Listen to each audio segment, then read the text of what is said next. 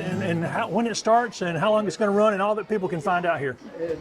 Okay, today is the first day of the Spring Craft Market at the Anderson County Farmers Market. We're open 9 to 2. We'll be open Saturdays in May. You'll find all kinds of homemade crafts, baked goods, spring produce, ornamental flowers, everything you can imagine. And there's going to be some live music here, right? Live music, Steve Newton. And this is the opening, but tell people when the produce market and all begins. The actual regular market season starts June 1st. We'll be open Tuesday, Thursday, and Saturday from 8 to 1 then. The craft market, we go ahead and start up in April and May.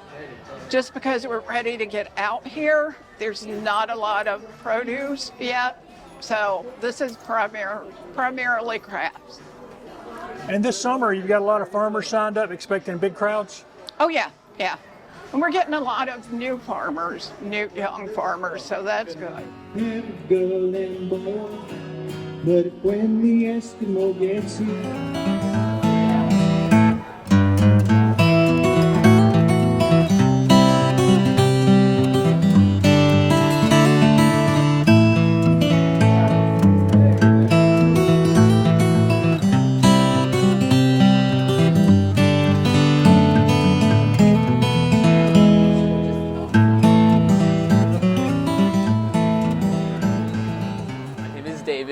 Part of Dovichenko Beef Farm, our family business.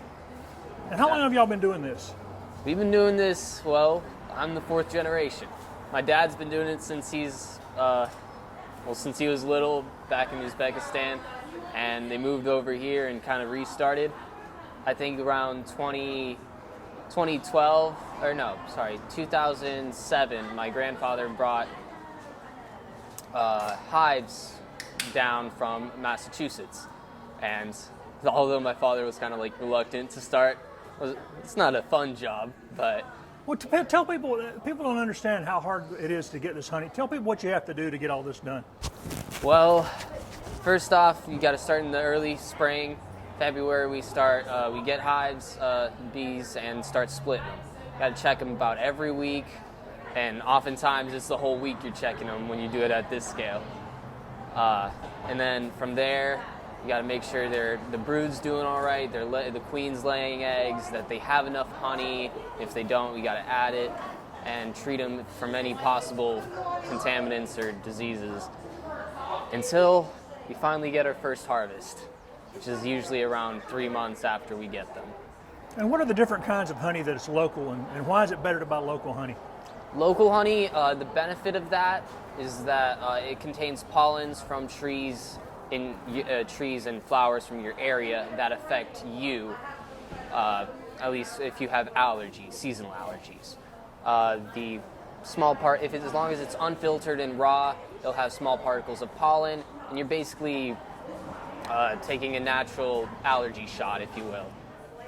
Most of our most popular honeys are early wildflowers from all the spring flowers that we get in May, and we do sell at a couple stores, including Figs Groceries up at Main Street. We also sell at Whitehall Produce, and we do sell from our house as well as online. And that's right here in Anderson, right? Yes.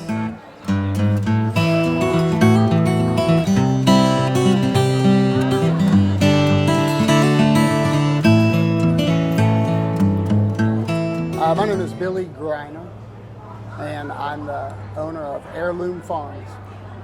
There seems to be a growing market for heirloom plants and heirloom produce. Why do you think that is? Probably, well, my thought is because people are afraid of the genetically modified, so they want to try to stay as close to basic and heredity as possible. I know that's my reason, personally. I love the taste of those fruits and vegetables more than the ones that we could normally purchase at the store. I was going to ask you that. I know I'll wait in line for an heirloom tomato. Even if somebody else has a homegrown summer tomato, I'll still wait in line for an heirloom. What makes the flavor so different? Because it hasn't been altered any. It's the way God gave it to us, and you know, it's been the seeds have been handed down for generations and generations. They're a lot of the seeds are hard to come by. I fortunately have been able to come by some seeds, so I'm trying to keep the tradition going.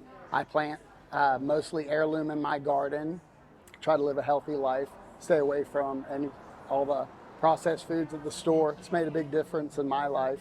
You know, with age comes wisdom.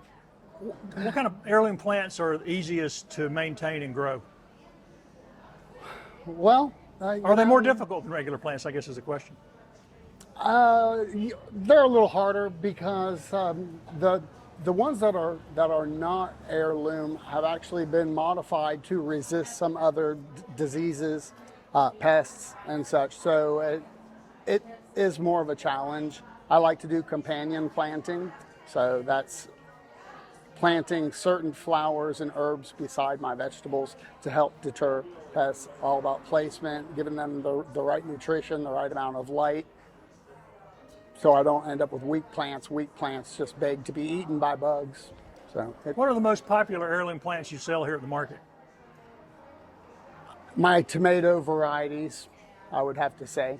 There's quite a few of them. I don't have all of them with me. I have others still in my greenhouse. So I have limited space. So the products that I bring week in and week out tend to vary. And do you have a favorite? Yes, Cherokee Purple is my favorite. Duke's Mayonnaise.